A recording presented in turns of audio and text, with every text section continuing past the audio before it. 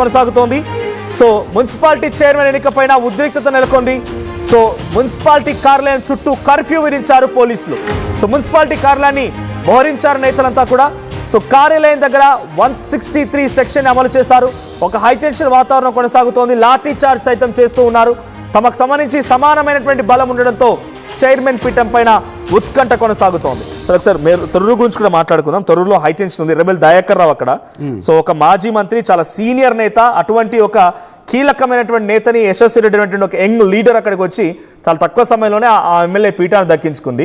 ఆ తర్వాత ఎమ్మెల్యేకి వ్యతిరేక వర్గం, రెబల్ వర్గం కూడా స్టార్ట్ అయింది. ఇక్కడ ఈ రెబల్ వర్గం తమ పార్టీ నుంచి పోటీ చేసిన వారిని ఓడగొట్టి కొంతమంది బీఆర్ఎస్ పార్టీ నుంచి పోటీ చేసిన ముగ్గురు కౌన్సిలర్కి సపోర్ట్ చేస్తూ వాళ్ళకి గెలిపించుకుందంట. ఇప్పుడు ఆ ముగ్గురు మా వైపుగా రావాలనేది కాంగ్రెస్ పార్టీ పట్టుబడుతోంది. కానీ మా టికెట్ మీద గెలిచారు కదా, మా వైపు ఉండాలని రెబెల్ దయాకర్ రావు. ఈ ముగ్గురు కోసం రెండు పార్టీలు చాలా ఘోరాతి ఘోరంగా ఒకరిపై ఒకరు దాడి చేసుకుంటున్నారు, పిడుగులతో రెచ్చిపోతున్నారు.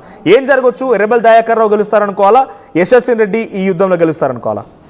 నిజానికి ఇక్కడ యుద్ధం అనేది ముందు నుంచి కూడా ఇక్కడ సరైన ఒక ప్రాపర్ నిజానికి నిజాయితీగా ఏమీ జరగటం లేదు. చాలా కొంతమంది కాంగ్రెస్ రెబల్స్ని మనం ముందు నుంచి చూడాలి. ఇక్కడ మీరు చెప్పినట్టు ఎర్రబెల్లి దయాకర్ రావు అనే ఒక సీనియర్ లీడర్ని, ఒక మాజీ మంత్రిని, యశస్విని రెడ్డి అని కొత్తగా వచ్చిన ఒక అమ్మాయి ఓడించింది. ఆ రోజు నుంచి కూడా ఎర్రబెల్లి దయాకర్ రావు నిజానికి ఓటమి తర్వాత తీవ్రంగా ప్రయత్నాలు చేస్తున్నారు. మళ్ళీ ఆ పాలకుర్తి నియోజకవర్గంలో తన పట్టు నిలుపుకోవడం కోసం. అందులో భాగంగానే గత సర్పంచ్ ఎన్నికల్లో కూడా తీవ్రంగా ప్రయత్నం చేసి మెజారిటీ సర్పంచ్ స్థానాలని ఎర్రబెల్లి దయాకర్ రావు నాయకత్వంలో బీఆర్ఎస్ నాయకులు మెజారిటీ సర్పంచ్ స్థానాలు గెలుచుకున్నారు. ఇప్పుడు అదే పరిస్థితి మున్సిపల్ ఎన్నికల్లో కూడా ఎర్రబెల్లి చాలా తీవ్రంగా ప్రయత్నం చేసి ఒక రకంగా కాంగ్రెస్లో ఉన్న విభేదాలని బీఆర్ఎస్కి అనుకూలంగా మార్చుకునే ప్రయత్నాలు చేశారు. ఎవరైతే కాంగ్రెస్ పార్టీలో ఉన్న రెండు గ్రూపుల మధ్య టికెట్లు రాని వాళ్లకు బీఆర్ఎస్లో టికెట్లు ఇచ్చి వాళ్ళని గెలిపించుకున్నారు. మెజారిటీ అయితే బీఆర్ఎస్ పార్టీ స్థాపించింది. మొత్తం 16 స్థానాల్లో 9 స్థానాల్ని బీఆర్ఎస్ గెలుచుకుంది, 7 స్థానాల్లో కాంగ్రెస్ గెలుచుకుంది. ఇక్కడ బీజేపీ కానీ ఇతరులు కానీ ఎవరు గెలవలేదు. ఉన్న సీట్లని వీళ్ళు పంచుకున్నారు. 9 బీఆర్ఎస్ అండ్ 7 కాంగ్రెస్.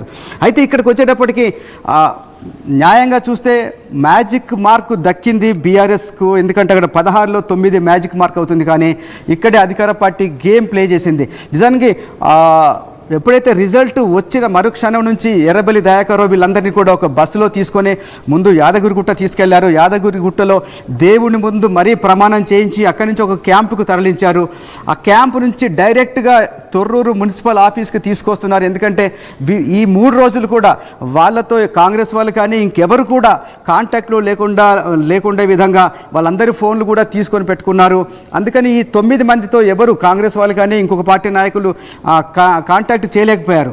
కానీ ఎప్పుడైతే వాళ్ళు ఎలక్షన్ల కోసం ఒక బస్సులో తీసుకొస్తున్న క్రమంలో ఊర్లోకి ఎంటర్ అయిన తర్వాత ఆ 9 మందిని క్యాప్చర్ చేసే ప్రయత్నం మొదలైనాయి. అక్కడ ఎంపీ చామల కిరణ్ కుమార్ రెడ్డి లాంటి వాళ్ళు కూడా లేదా మిగతా కాంగ్రెస్ పార్టీ నాయకులు కార్లు అడ్డంగా పెట్టి వాళ్ళందరితో మీరు మాట్లాడించండి, వాళ్ళందరినీ ఎందుకు కిడ్నాప్ చేస్తున్నారు, మీరెవరు బలవంతంగా తీసుకురావడానికి, వాళ్ళందరినీ కిందికి దించి మాట్లాడించండి, వాళ్ళు ఓపెన్గా వాళ్ళు ఇష్టపూర్వకంగా బీఆర్ఎస్కి ఓట్లు వేస్తే మీరు వేయించుకోండి అని చెప్పి ఉద్దేశంతో వాళ్ళు అడ్డుకున్నారు. కానీ దాన్ని బీఆర్ఎస్ తీవ్రంగా వ్యతిరేకించింది. మా పార్టీ టికెట్ మీద గెలిచిన అభ్యర్థుల్ని ఎవరైతే మా వార్డు సభ్యుల్ని వాళ్ళతో మాట్లాడాల్సిన అవసరం మీకు లేదని చెప్పేసి ఈ క్రమంలో నిజానికి చాలా ఉద్రిక్త పరిస్థితి ఏర్పడింది. ఎర్రబెల్లి దయాకర్ రావు కిందికి దిగి పోలీసులతో చాలా పెద్ద వాగ్వాదానికి దిగారు. బీఆర్ఎస్ నాయకులు అందరూ అక్కడికి తరలివచ్చారు. అయితే అక్కడ పోలీసులు అడ్డుకొని ఎందుకంటే ఆయన అక్కడ సభ్యుడు కాదు, అక్కడ ఉండాల్సిన అవసరం లేదు కాబట్టి ఎర్రబెల్లి దయాకర్ చాలామంది బీఆర్ఎస్ నాయకులను అక్కడి నుంచి తరలించారు. అయితే అక్కడ స్థానికంగా ఉన్న బీఆర్ఎస్ నాయకులందరూ కూడా రెచ్చిపోయి చాలా తోపులాటం జరుగుతున్నాయి. వాళ్ళని చెదగొట్టడానికి ఒక రకంగా ముందు నుంచి ఈ పరిస్థితి పోలీసులు ఊహించారు. తొర్రూరు మొత్తంలో కర్ఫ్యూ విధించారు. మొత్తం దుకాణాలన్నీ మూయించారు. ఎందుకంటే ఇక్కడున్న పరిస్థితి దృష్ట్యా ఖచ్చితంగా గొడవలు జరుగుతాయని పోలీసులు ముందు నుంచే ఊహిస్తున్నారు. అదే పరిస్థితి ప్రస్తుతం జరుగుతుంది. ఇప్పుడు ఎవరైతే కాంగ్రెస్ పార్టీ నాయకులు బీఆర్ఎస్ టికెట్ మీద గెలిచారో వాళ్ళందరూ మళ్ళీ ఎవరైతే మా నాయకులు మీ పార్టీతో గెలిచినా కూడా వాళ్ళు మా పార్టీ నాయకులే, వాళ్ళతో మాట్లాడించండి అని చెప్పి కాంగ్రెస్ డిమాండ్ చేస్తుంది.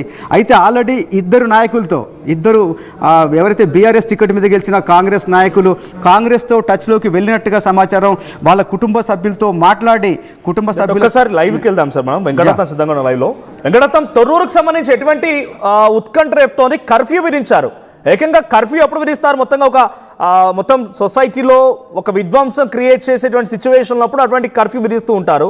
అటువంటిది ఒక మున్సిపల్ ఎన్నిక ఇప్పుడే కర్ఫ్యూ విధింపజేసిందనంటే ఫర్దర్గా ఎలా ఉండబోతోంది? అక్కడ ఉన్నటువంటి మున్సిపల్ పీఠాన్ని ఎవరు దక్కించుకునే అవకాశం ఉంది? మాజీ మంత్రి ఎర్రబెల్లి దయాకర్ రావు కూడా అక్కడికి చేరుకుంటే పోలీసులు ఆయన అక్కడి నుంచి పంపించినట్టు తెలుస్తోంది. అప్డేట్స్ ఏంటి? మనోజ్, ఇక్కడ చూసినట్టయితే ఇక్కడ ముందు నుండి ఊహించినట్టుగానే తొర్రూరు చాలా ఉత్కంఠగా మారుతున్నటువంటి పరిస్థితి. ఇప్పటికే 9 సీట్లు గెలుచుకొని బీఆర్ఎస్ ముందంజలో ఉన్నటువంటి నేపథ్యంలో కాంగ్రెస్ 2 సీట్లు గెలుచుకొని మాత్రం సెకండ్ స్థానానికి పరిమితం అయిపోయింది. ఈ నేపథ్యంలో అందరూ బీఆర్ఎస్ ది విజయం ఖాయమన్నటువంటి పరిస్థితులు కనిపించాయి. కానీ ఇక్కడ ఎక్స్ అఫీషియో సభ్యులు కీలకంగా మారడంతో ఇక్కడ స్థానికంగా ఉన్నటువంటి ఎమ్మెల్యే యశస్విని రెడ్డి అలాగే ఎంపీ ఇక్కడ కడియం కావ్య ఇద్దరి ఓట్లు ఎక్స్ అఫీషియో ఓట్లు కూడా కీలకంగా మారడంతో ఇక్కడ మొత్తం 9 స్థానాలు ఉండడంతో ఒక ఉత్కంఠగా మారినటువంటి పరిస్థితి. అయినప్పటికీ కాంగ్రెస్ పార్టీ ఒక కాన్ఫిడెంట్ తో ఉంది. ఇక్కడ బీఆర్ఎస్ పార్టీలో ఉన్నటువంటి కొంతమంది తమకు మద్దతు పలికేటువంటి అవకాశం ఉందన్నటువంటి కాన్ఫిడెంట్ కూడా ఇక్కడ కాంగ్రెస్ నాయకులు అలాగే నేతలు కూడా వ్యక్తం చేస్తున్నటువంటి నేపథ్యంలో మొన్నటి వరకు క్యాంపులో ఉన్నటువంటి పరిస్థితులు కాస్త ఏం జరుగుతుంది అన్నటువంటి ఉత్కంఠకు తెరదీసినటువంటి పరిస్థితి.